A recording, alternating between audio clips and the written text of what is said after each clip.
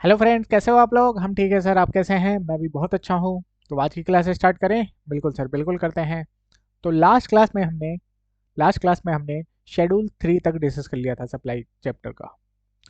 Schedule 3 क्या बताता था हमें। शेड्यूल 3 बताता था वो सारे ट्रांजेक्शन जो कि ना इधर सप्लाई ऑफ गुड्स बनेंगे, ना ही सप्लाई ऑफ सर्विस बनेंगे।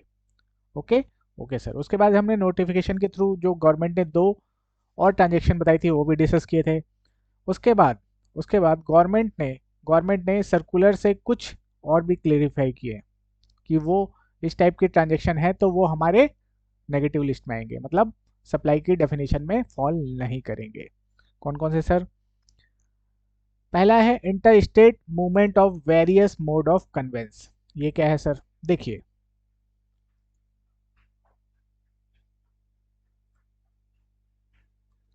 ये हमारा ट्रक है। हाँ सर। इसके अंदर हमारा गुड्स जा रहा है, ठीक है। हाँ सर। तो जो ये ट्रक लेके जा रहा है, ठीक है, बॉर्डर आया, बॉर्डर क्रॉस किया।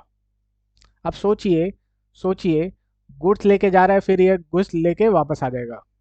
अगर उधर से कुछ लेके आना होगा तो ये क्या ट्रक को हम सप्लाई मान लेंगे कि जो ट्रक जा रहा है इसको सप्लाई मान लेंगे कि ट्रक ऑफ सप्लाई हो रहा है। नहीं सर, ये तो सिर्फ मोड है।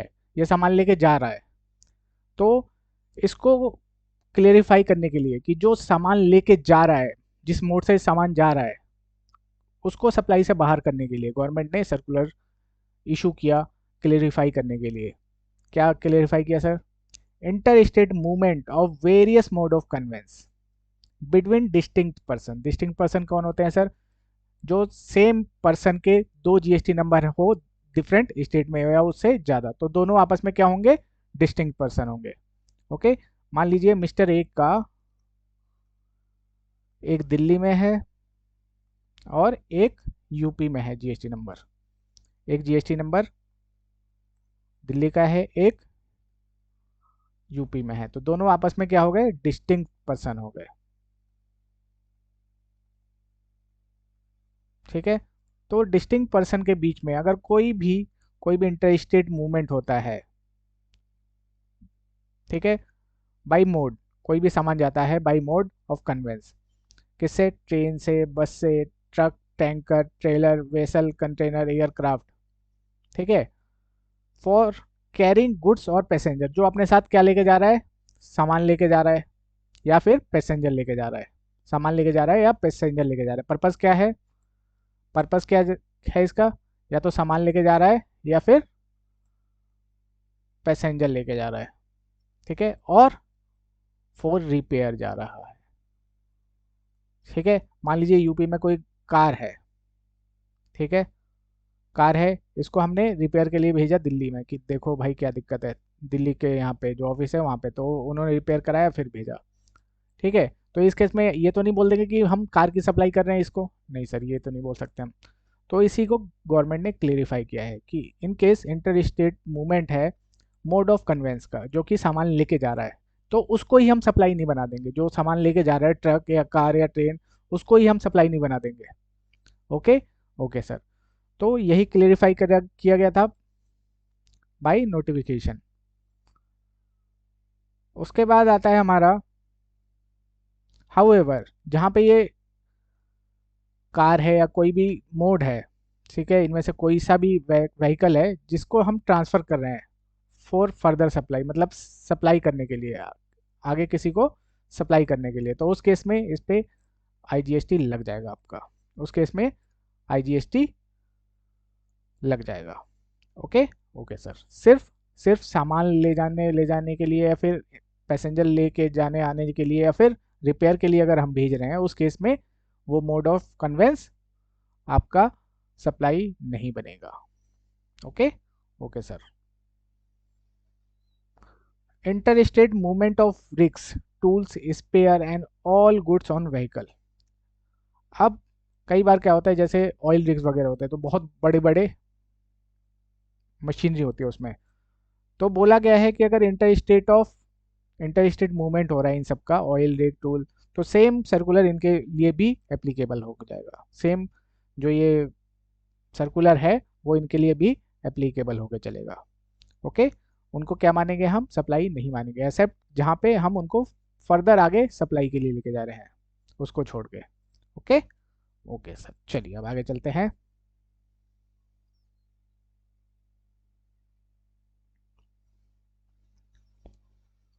तो सप्लाई का हमने डेफिनेशन देख लिया, मतलब भी समझ लिया, शेड्यूल भी देख लिए। अब बोलते हैं कि कौन सी सप्लाई है जिसके ऊपर जीएसटी लगेगा। Supply leviable to GST. For a supply to attract GST primarily two additional condition need to be satisfy. Supply है, बहुत अच्छी बात है, अगर सप्लाई ही नहीं बनेगा तो बात ही खत्म, पहले ही सिचुएशन में वो बाहर हो जाएगा जब सप्लाई ही नहीं बनेगा तो। बट सप्लाई बन गया, उसके बाद क्या है कि मेड बाय टैक्सेबल पर्सन होना चाहिए, मेड बाय टैक्सेबल पर्सन होना चाहिए, and supply must be taxable supply. Taxable supply होनी चाहिए वो, उस पर जीएसटी लगने के लिए, एंड टैक्सेबल पर्सन उसको इफेक्ट करना चाहिए, मतलब supply made be must by taxable person. Okay, तो अगर टैक्सेबल पर्सन है वो कोई सप्लाई कर रहा है, टैक्सेबल सप्लाई ऑफ गुड्स या सर्विसेज, उस केस में उस पर जीएसटी लग जाएगा। सर टैक्सेबल पर्सन का क्या मतलब है? टैक्सेबल पर्सन का मतलब है जिसने जीएसटी के अंदर रजिस्ट्रेशन ले रखा है, जिसने जीएसटी के अंदर रजिस्ट्रेशन ले रखा है, जो कि रजिस्टर्ड है या फिर लाइबल टू रजिस्टर्ड है। या तो उसने रजिस्ट्रेशन ले रखा है, मतलब वो लाइबल हो ना हो लेकिन रजिस्ट्रेशन है उसके पास, तो उस केस में वो टैक्सेबल पर्सन हुआ। दूसरा दूसरा कि जीएसटी में टर्नओवर दे रखी है कि अगर आपकी एग्रीगेट टर्नओवर इतने से एक्सीड कर जाएगी तो आपको जीएसटी के अंदर रजिस्ट्रेशन लेना है। तो उसने रजिस्ट्रेशन नहीं लिया लेकिन लाइबल है, उसको रजिस्ट्रेशन लेना है, लाइबल हो चुका है वो, तो वो पर्सन भी हमारा टैक्सेबल पर्सन की डेफिनेशन में आएगा। ओके, तो टैक्सेबल पर्सन में कौन कौन आएगा? रजिस्टर्ड पर्सन, मतलब जिसके पास जीएसटी नंबर है, और लाइबल टू रजिस्टर, जिसने रजिस्ट्रेशन अभी लिया नहीं है लेकिन लाइबल है, उसको रजिस्ट्रेशन लेना है। तो ये दोनों ही हमारे टैक्सेबल पर्सन की डेफिनेशन में फॉल करेंगे। फिर आता है टैक्सेबल सप्लाई। टैक्सेबल सप्लाई क्या होता है? Taxable supply has been broadly defined and mean any supply of goods और सर्विसेज और both which is leviable to tax under GST. Taxable supply वो है जिसके ऊपर जीएसटी के अंदर हमारा टैक्स लग के चलेगा। इसमें आपका nil rated, exempt supply, non GST, ठीक है, नॉन जीएसटी सप्लाई, ये सब एक्सक्लूड होएगा।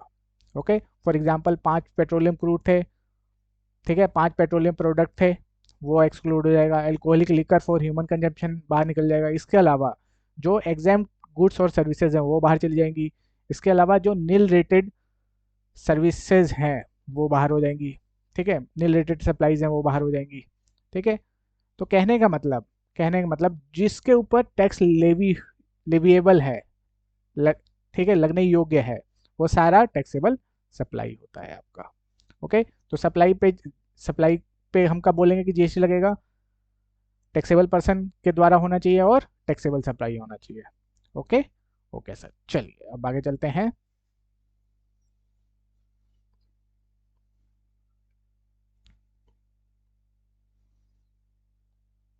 फिर आता है हमारा सेक्शन 8 जो कि हमें बताता है कंपोजिट और मिक्स सप्लाई के बारे में। कंपोजिट और मिक्स सप्लाई के बारे में, ये क्या होता है सर? नाम से पढ़ के क्या समझ में आ रहा है आपको, कंपोजिट और मिक्स? सर नाम से तो समझ में ये आ रहा है कि सर दो या दो से ज़्यादा सर्विसेज या गुड्स आपस में मिला के किसी को प्रोवाइड की जा रही है। Very good. इसमें बस थोड़ा सा डिफरेंस है, आपने जो बताया वो बिल्कुल सही है कि दो या दो से ज़्यादा गुड्स या सर्विसेज आपस में मिला के सामने वाले को सप्लाई की जाती है। तो पहले समझते हैं कंपोजिट को। Composite supply means a supply made by a taxable person to a recipient and comprise of two or more taxable supplies of goods or services or both or any combination thereof which are naturally bundled, highlight कर लीजिए, naturally bundled and supplied in conjunction with each other in a ordinary course of business, one of which is primary principal supply। ये क्या मतलब है sir? तो इसमें हमें composite supply में देखना है, कंपोजिट सप्लाई में देखना है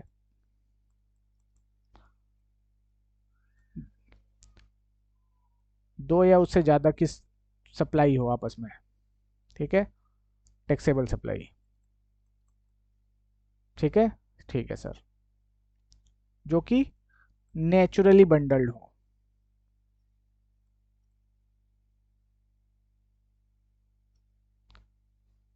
plus ordinary course of business में यूज हो रही हो, प्लस जिसमें से एक प्रिंसिपल सप्लाई हो, जिसमें से एक प्रिंसिपल सप्लाई हो। फॉर एग्जाम्पल, फॉर एग्जाम्पल एक पेंसिल आती है आपकी, ठीक है, उसके पीछे रबड़ लगा रहता है, ठीक है, रबड़ लगा रहता है, पेंसिल आती है जिसके पीछे रबड़ लगा रहता है, ओके। तो इसमें क्या कर रहे हैं, पेंसिल और रबड़ दोनों साथ में एक साथ सप्लाई कर रहे हैं हम लोग। अब इसमें से प्रिंसिपल सप्लाई कौन सी है, मेन कौन सी है सर? जो पेंसिल है हमारी ये मेन है, रबड़ तो एडिशनल है, इसके साथ रबड़ एडिशनल है। तो बोला गया है कोई सी भी दो या दो से ज़्यादा सप्लाई जिसमें से एक आपकी प्रिंसिपल सप्लाई हो और नेचुरली बंडल्ड है, आर्टिफिशियल नहीं, नेचुरली, कि हाँ आमतौर पर वैसा होता है, और जो कि ऑर्डिनरी कोर्स ऑफ बिजनेस में सप्लाई की गई हो, ठीक है। तो वैसी सप्लाई को हम बोलते हैं कंपोजिट सप्लाई। वैसी सप्लाई को क्या बोलेंगे हम? कंपोजिट सप्लाई, जिसमें से एक प्रिंसिपल सप्लाई है और दूसरी दूसरी एडिशनल सप्लाई है उसके साथ, ठीक है, एक मेन है एक सपोर्टिंग वाली है, ओके सर, जो कि नेचुरली बंडल्ड है और ऑर्डिनरी कोर्स ऑफ बिजनेस में सप्लाई की गई है, ठीक है, ठीक है सर। चलिए इसके ऊपर अब कुछ एग्जांपल देखते हैं, फिर इसकी टैक्सेबिलिटी पे आएंगे कि टैक्स कैसे निकालेंगे इस केस में। Example 6, Rathi computer supply laptop worth 50,000 52,000 along with laptop bag worth ₹3,000 to a customer for 55,000, being naturally bundle supply of laptop bag along with the laptop is composite supply। जैसे laptop है और laptop का bag है, अब generally ये supply होता है साथ में, ठीक है, इसकी कीमत है 52,000 और ये 3,000, ठीक है, दोनों को साथ में सप्लाई किया तो क्या बन जाएगा? Composite supply. इसमें से मेन सप्लाई कौन सी है, प्रिंसिपल सप्लाई कौन सी है? Laptop, okay, okay sir. फिर आते हैं example 7, Poshak manufacturer enter into a contract with Chiku Limited for supplying of readymade shirt packed in a designer boxes at Chiku Limited's outlet. Further, Poshak manufacture would also get them insured during the transit। मतलब कहने का मतलब है supply of goods है, ठीक है, जब भी सप्लाई करते हैं तो इसके साथ इंश्योरेंस और पैकिंग वगैरह, पैकिंग मटेरियल ये सब भी पैक होता है।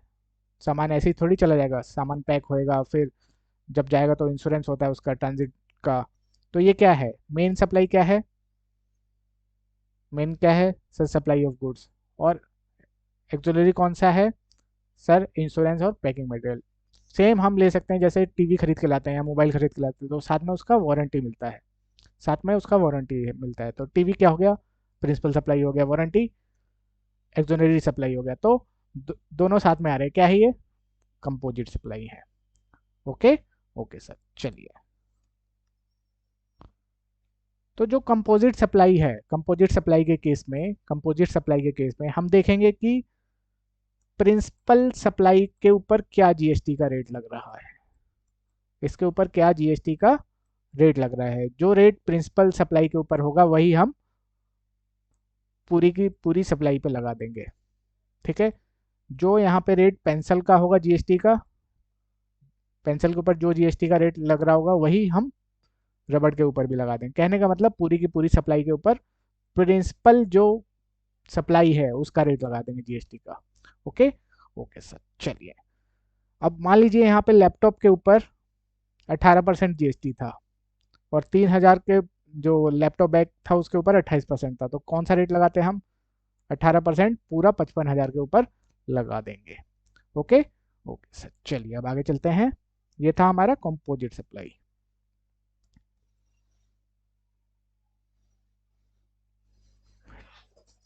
टीवी का एग्जांपल हो ही गया। उसके बाद example 9, a travel ticket from Mumbai to Delhi में include service of food being serve on board, free insurance and use of airport lounge. In this case, the transportation of passenger consists of predominant element of composite supply and is treated as a principal supply and all other supply are auxiliary। मतलब sir मान लीजिए हम aeroplane से कहीं जाते हैं, ठीक है, तो टिकट में पूछता है कि आपको खाना चाहिए कि नहीं चाहिए, फूड चाहिए कि नहीं चाहिए, तो हम यस नो बोलते हैं। सेम रेल में भी होता है, ट्रेन में भी होता है, हम यस नो बोलते हैं। तो अगर यस बोलते हैं तो खाने का पैसा टिकट में ऐड हो जाता है आपका, ठीक है। तो इसमें क्या क्या इंक्लूड हो गया? एक ट्रांसपोर्टेशन की सर्विस इंक्लूड हो गई प्लस फूड इंक्लूड हो गया। बट जनरली नेचुरली बंडल्ड है ये, जनरली ऐसा होता है।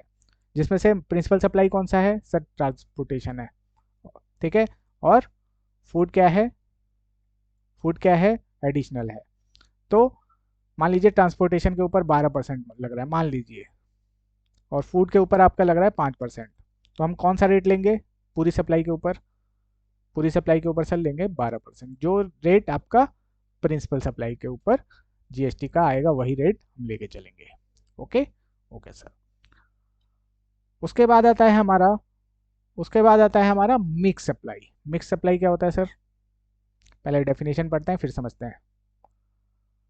Mixed supply means two or more additional individual supplies of goods or services or any combination thereof made in conjunction with each other by a taxable person for a single price। Highlight कर लीजिए single price, where such supply does not consist a composite supply। मान लीजिए एक से ज़्यादा, मतलब दो या दो से ज़्यादा गुड्स या सर्विसेज आपस में मिक्स करके मैं सेल कर रहा हूँ, सप्लाई कर रहा हूँ फॉर अ सिंगल प्राइस, एक प्राइस पे, और उनमें से जो सर्विसेज या गुड्स हैं आपस में कुछ मेल नहीं खाती, कुछ मेल नहीं खाती, मतलब नेचुरली बंडल्ड नहीं है वो। फॉर एग्जाम्पल मान लीजिए एक टीवी है, ठीक है, और एक मोबाइल फ़ोन है, दोनों को मिला के मैंने सिंगल प्राइस पे बेच दिया, तो ये मेरा किस में चला जाएगा सर? मिक्स सप्लाई में। क्यों क्यों चला जाएगा? क्योंकि सर ये नेचुरली बंडल्ड नहीं है। टीवी और मोबाइल को आपने एक साथ कहीं सप्लाई होते हुए देखा है? नहीं सर। टीवी को हम इंडिविजुअली सेल कर सकते हैं, मोबाइल को इंडिविजुअली सेल कर सकते हैं, लेकिन अगर दोनों को एक सिंगल प्राइस पे सेल कर रहे हैं तो ये हमारा मिक्स सप्लाई बन जाएगा। Okay okay sir. अब इस केस में क्या है, वहां पे तो था कंपोजिट सप्लाई में जो प्रिंसिपल सप्लाई है उसका जीएसटी रेट हमें यूज करना है पूरी सप्लाई पे। यहाँ पे कोई प्रिंसिपल सप्लाई नहीं होती, सब बराबर है। तो इस केस में बोला गया है जिस पे सबसे ज़्यादा जीएसटी का रेट होगा, हाईएस्ट जीएसटी का रेट होगा, वही रेट पूरी सप्लाई पे लग जाएगा, वही रेट पूरी सप्लाई पे लग जाएगा। ओके ओके सर, चलिए एग्जाम्पल से समझते हैं। A supply of packaging consisting of canned foods, sweets, chocolate, cake, dry fruit, drinks, fruit juices when supplied for a single price is mixed supply। हमने देखा होगा कि आजकल गिफ्ट के लिए क्या होता है, एक गिफ्ट हैम्पर बन के आता है, उसमें आपके बिस्कुट, चिप्स वगैरह, कुरकुरा और ड्रिंक्स, जूस वगैरह ये सब पहले से सारा उसका बना के एक पैकेट बना के देते हैं, पैकेज बना के देते हैं हमें। तो उसमें से कोई भी सप्लाई आपस में प्रिंसिपल नहीं है, ना ही कोई एक्सनरी, सब इंडिविजुअली है। तो इस टाइप में आप देखोगे सब पे आपका जीएसटी का रेट अलग अलग है। चॉकलेट का अलग है, केक के ऊपर अलग है, बिस्कुट के ऊपर अलग है, जो चिप्स है उसके ऊपर अलग है, ड्रिंक्स के ऊपर अलग है। तो इसमें ये मिक्स सप्लाई बन जाएगा, और इसके ऊपर जो हाईएस्ट, जिस सप्लाई के ऊपर हाईएस्ट जीएसटी रेट होगा, वही पूरी सप्लाई के ऊपर, पूरे पैकेज के ऊपर लग जाएगा, प्रोवाइडेड जो पैकेज है सिंगल प्राइस पे सेल हो रहा है। ठीक है, अगर इनवॉइस में सबका अलग अलग रेट आ रहा है कि केक का इतना है, बिस्कुट का इतना है, नम स्नैक्स का इतना है, अगर अलग अलग रेट आ रहा है तो फिर वो मिक्स सप्लाई नहीं बनेगा। मिक्स सप्लाई कब बनेगा? जब सबका सिंगल प्राइस ले रहे हैं, सबका सिंगल प्राइस ले रहे हैं। Okay, okay sir.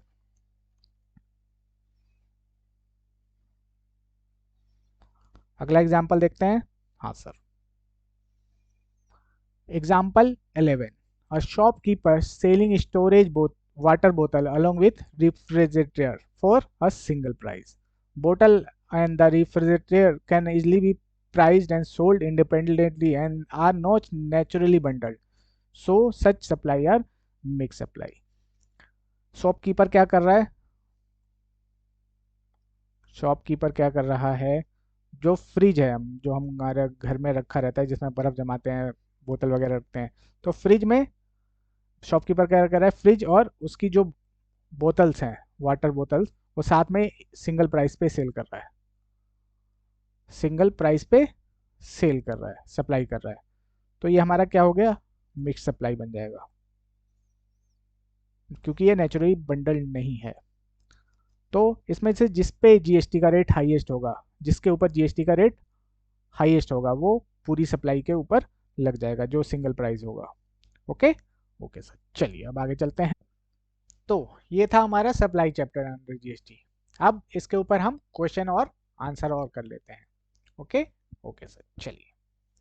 पहला क्वेश्चन है, Meghraj and company wishes to commence the business of supplying ready made garment within Punjab and in neighbor state like Delhi and Haryana. Kindly state as to what is the taxable event under GST and liability of CGST, SGST and IGST on the same.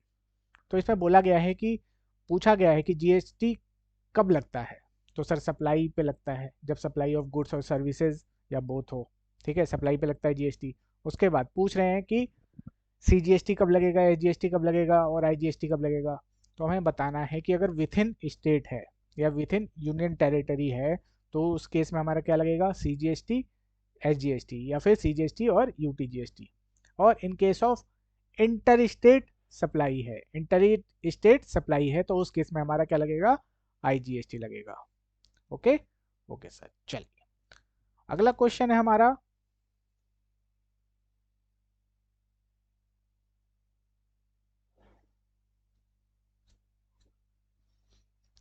अगला question है, Damodar private limited registered in Delhi is planning to transfer some goods to its branches registered in West Bengal without any consideration so that goods can be sold from the branch. The company believes that the transaction that will be undertaken by it would not qualify as a supply as no consideration is involved. Ascertain whether the transfer of goods by Damodar Private Limited to its branch office would qualify as supply. तो दूसरे question में बोला है कि जो Damodar private limited है, DPL, DPL डाल देते हैं, इसका एक दिल्ली में ऑफिस है और एक वेस्ट बंगाल में। ठीक है, यहाँ पे भी इसके पास जीएसटी नंबर है, दिल्ली में भी और वेस्ट बंगाल में भी जीएसटी नंबर है। ठीक है, ठीक है सर। अब ये कुछ सामान दिल्ली से अपने वेस्ट बंगाल ऑफिस भेजना चाहता है, सप्लाई ऑफ गुड्स करना चाहता है, but without consideration,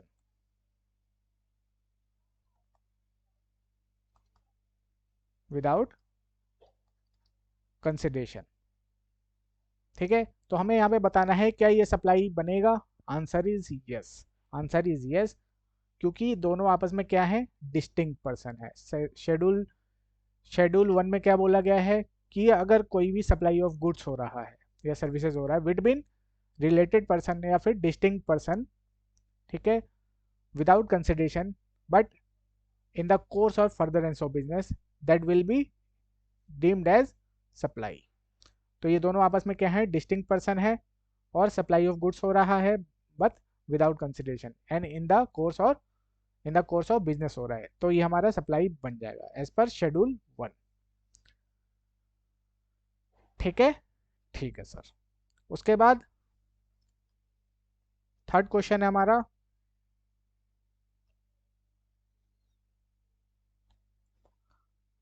Prithvi associates is engaged in a supply of taxable goods. It inquire from its tax advisor as to whether any activities can be treated as a supply even if without consideration in accordance with the provision of GST law. You are required to eliminate such activities if any. तो हमें इसमें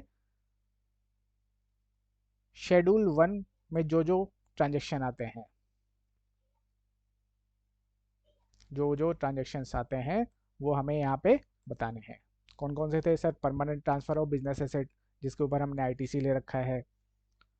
okay, okay sir. फिर आता था हमारा related person वाला, कि related person और डिस्टिंक्ट पर्सन के बीच में अगर ट्रांजेक्शन हो रहे हैं without consideration but in the course और फर्दरनेस ऑफ बिजनेस, तो वो आ जाएगा। ठीक है, however gift from employer to employee up to 50,000 छोड़ देंगे। ठीक है, उससे ऊपर है तब वो बनेगा।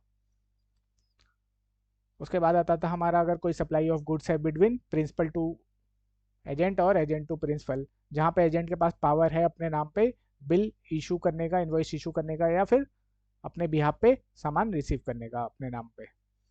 Okay sir. फिर आता था हमारा import of service by a person from related party or any other establishment outside India. India से किसी रिलेटेड पार्टी से अगर कोई सर्विस ले रहा है फॉर द बिजनेस, तो इवन विदाउट कंसिडरेशन वो हमारा सप्लाई बन जाएगा। Okay ji sir. चलिए अगला question, composite supply is treated as a supply of that particular goods or service which attract the highest rate of tax for the purpose of considering tax liability. Examine the validity of statement. तो composite supply में GST का कौन सा rate लेते थे sir? जो principal supply होता था। तो यहाँ पे बोल रहे हैं कि हमें हाईएस्ट रेट लेना है। गलत है सर, स्टेटमेंट गलत है, क्योंकि कंपोजिट सप्लाई में हम क्या करते थे, जो प्रिंसिपल सप्लाई होती थी उसका जीएसटी का रेट पूरे सप्लाई पे लगाते थे। The statement is not correct for considering tax liability. Composite supply is treated as a supply of principal supply. It is mixed supply that is treated as a supply of particular goods or services which attract highest rate of tax. ऐसा किस में करते थे? Highest tax किस में लेते थे? Mix supply के केस में। Okay, okay sir. चलिए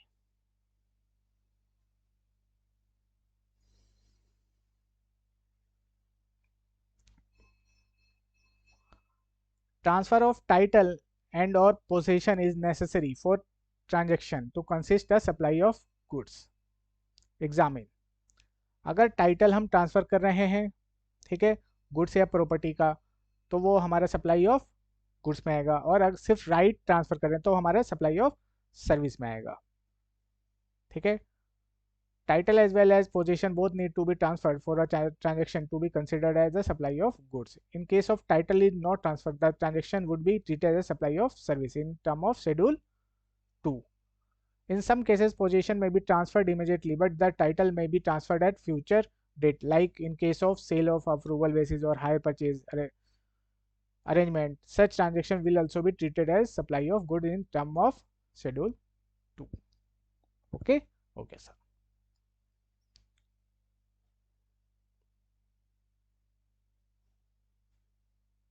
फिर आता है हमारा question number 6, examine whether the following activities would amount to supply under section 7 read with schedule 1। Schedule 1 के हिसाब से हमें इसका आंसर देना है। क्या sir? Sulekha manufacturer have a factory in Delhi and depot in Mumbai, both these establishments are registered in respective state. Finished goods are sent from factory in Delhi to Mumbai depot without consideration so that the same can be sold from the depot.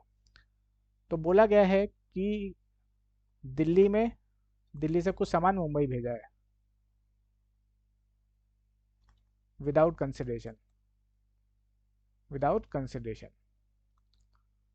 आज दोनों registered है, इसके पास भी GST number है और इसके पास भी GST number है। तो ये आपस में क्या हो गए sir, distinct person.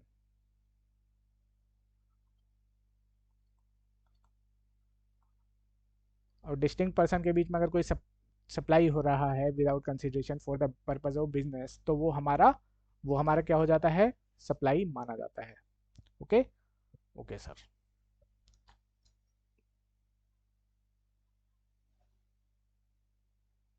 B. Raman is an architect in Chennai. His brother, who is settled in London, is well-known lawyer. Raman has taken legal advice from him free of cost with regard to his family dispute. ये क्या है sir? Raman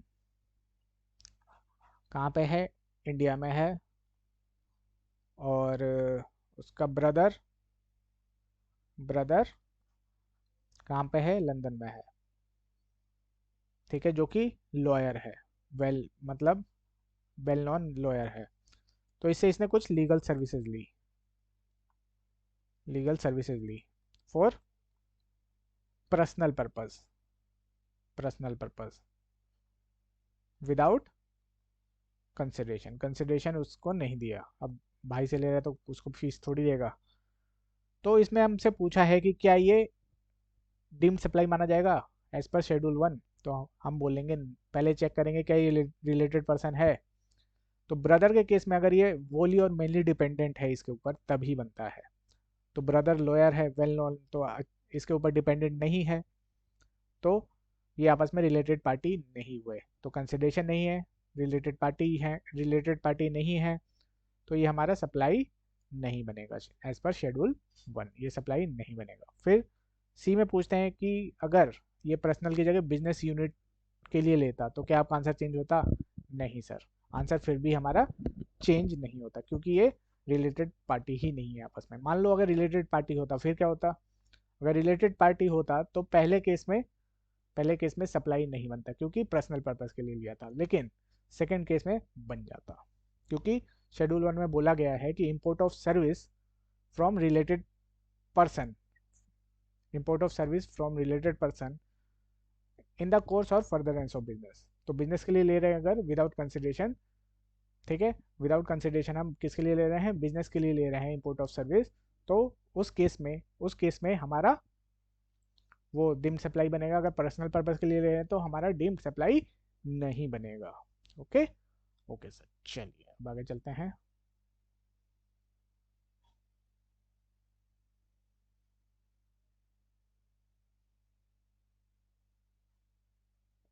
जितने भी question answer हैं सबको आपको लिख के प्रैक्टिस करना है।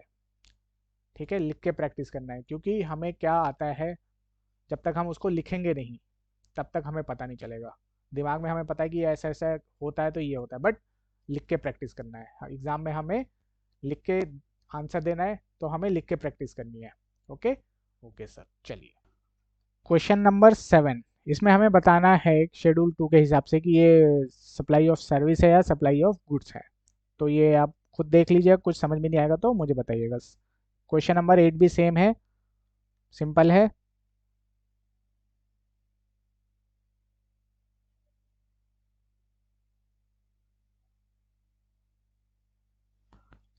9 भी हमारा सेम है। इसमें बताना है हायर परचेज जो है उसको क्या मानेंगे हम, सप्लाई ऑफ सर्विस मानेंगे या सप्लाई ऑफ गुड्स मानेंगे।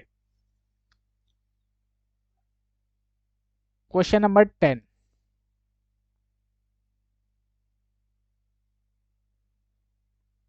Question number 10, examine whether the activity of import of service in the following independent cases would mount to supply under section 7 or not। ठीक है सर, हमें बताना है कि जो इंपोर्ट ऑफ सर्विस हुई है क्या वो सप्लाई बनेगी या नहीं बनेगी। ठीक है सर, देखते हैं। Miss Shriniti Kaushik received interior decoration services for her resident located in Bandra Mumbai from Mr. Richel of Sydney, Australia. The amount paid for the said service is 55,000 Australian dollar.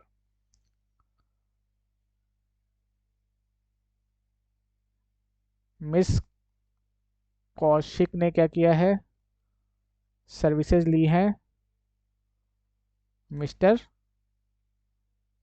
Rachel से। ये कहाँ पे, ऑस्ट्रेलिया में है और ये इंडिया में है। ठीक है, तो इंपोर्ट ऑफ सर्विस है। हाँ सर, इंपोर्ट ऑफ सर्विस है। ठीक है, कंसिडरेशन है। हाँ सर, कंसिडरेशन भी है। तो जहाँ पे इंपोर्ट ऑफ सर्विस है और कंसिडरेशन भी है, वहाँ पे हमें कुछ देखना ही नहीं है वो पर्सनल पर्पज़ के लिए है कि बिजनेस पर्पज़ के लिए है। अगर कंसिडरेशन है इंपोर्ट ऑफ सर्विसेज का, तो वो हमेशा ही सप्लाई बन के चलेगा, वो हमेशा ही सप्लाई होगा। दूसरा है कि वो अपने भाई से सर्विसेज लेती है, मिस्टर वरुण, जो कि सिडनी में रहते हैं। Wholly dependent on miss Shriniti. Further miss Shriniti did not pay any consideration for the said service. अब दूसरा केस आ गया क्या, कि जो मिस श्रीनिति हैं, उन्होंने अपने भाई से ही सर्विस ली, ब्रदर से ही सर्विसेज ली,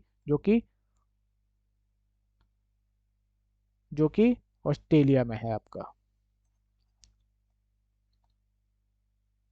ठीक है, ऑस्ट्रेलिया में है। तो इंपोर्ट ऑफ सर्विस है। अब हमें इसमें देखना है ब्रदर क्या ये डिपेंडेंट है, वोली डिपेंडेंट है या नहीं है।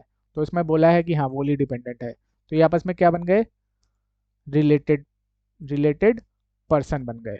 तो रिलेटेड पर्सन के केस में जहाँ पे इंपोर्ट ऑफ सर्विस हो रही है इवन विदाउट कंसिडरेशन, जहाँ पे विदाउट कंसिडरेशन है और वो बिजनेस के लिए यूज हो रहा है, बिजनेस के लिए यूज हो रहा है, तो वो हमारा शेड्यूल वन में डीम्ड सप्लाई बन जाएगा। लेकिन यहाँ पे क्या ये अपने बिजनेस के लिए यूज कर रही है, answer is no, answer is no, ये पर्सनल पर्पस के लिए यूज कर रही है। ठीक है, रेसिडेंस पे यूज कर रही है, तो ये हमारा डीम सप्लाई नहीं बनेगा। उसके बाद will your answer change if the above case miss Shriniti has taken interior decoration service with regard to her business premises not her resident. अगर वो बिजनेस के लिए लेती तो उस केस में हमारा deem dividend sorry deem supply बन जाता। ओके ओके सर, चलिए अब आगे चलते हैं।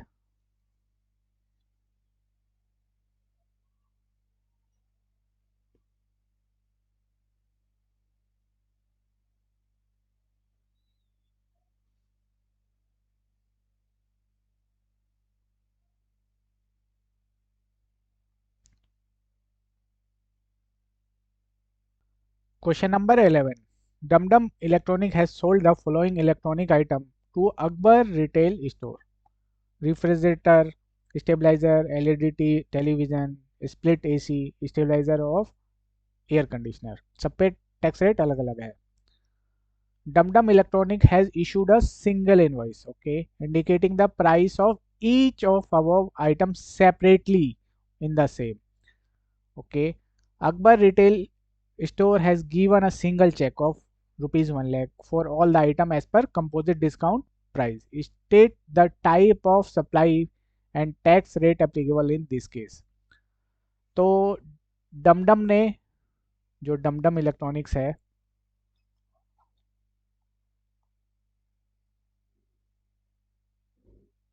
कुछ रिटेल शॉप को कुछ सामान भेजा। ठीक है, 1 2 3 4 5 इतने आइटम थे, और जो इनवॉइस इशू किया उसमें सारे आइटम अलग अलग लिखे और सबके प्राइस अलग अलग लिखे। तो मिक्स सप्लाई तो है नहीं, क्योंकि मिक्स में क्या होता है, सिंगल प्राइस पे जाता है। मिक्स सप्लाई तो है नहीं। अब कंपोजिट चेक करते हैं, क्या ये नेचुरली बंडल लग रहे हैं कहीं से आपको? नहीं सर, नेचुरली बंडल तो लग नहीं रहे, तो कंपोजिट भी नहीं होंगे ये, कंपोजिट सप्लाई भी नहीं होगा ये।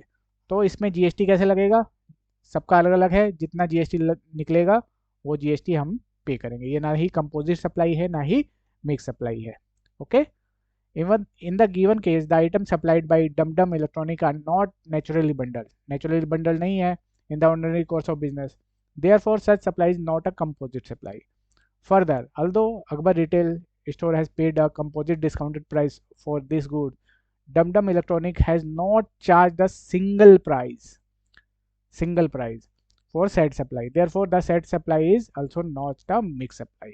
Supply of this good, therefore, supply of individual item which are taxable at the respective rate applicable to them. जो रेट इनके ऊपर लगा हुआ है उसी रेट पे वो टैक्सेबल होंगे.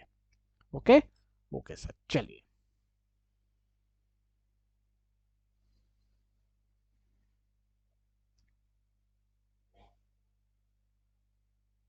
अगला क्वेश्चन है.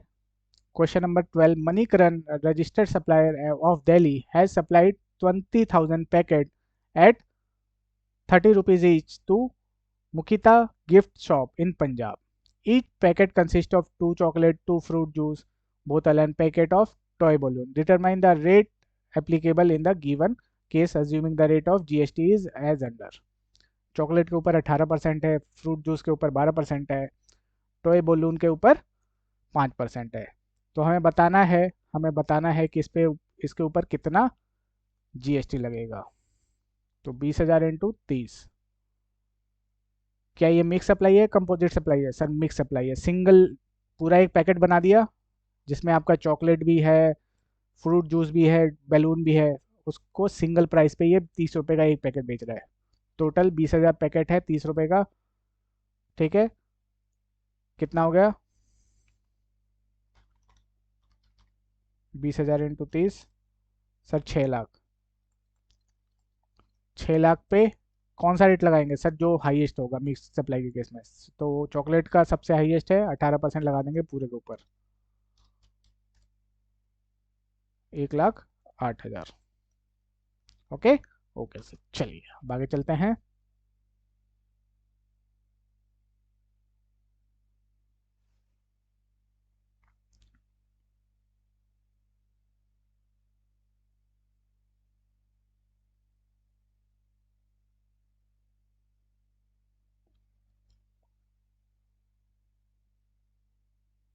क्वेश्चन नंबर 13 एंड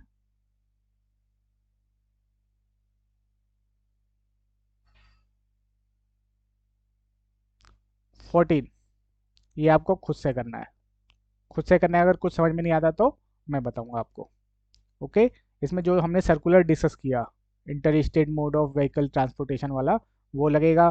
ठीक है, और इसमें जो स्टेट गवर्नमेंट लिकर लाइसेंस देती है, ठीक है, वो इस वाले क्वेश्चन में आएगा. तो आपको दोनों के अकॉर्डिंगली, सर्कुलर के अकॉर्डिंगली इसके आंसर लिखने हैं. तो पहले जस्ट रीड करिएगा, समझ में आ जाएगा. अच्छी बात है, नहीं आएगा तो मैं तो हूँ ही समझाने के लिए. तो यहाँ तक अगर आपको कोई भी डाउट है, कोई भी क्वेरी है,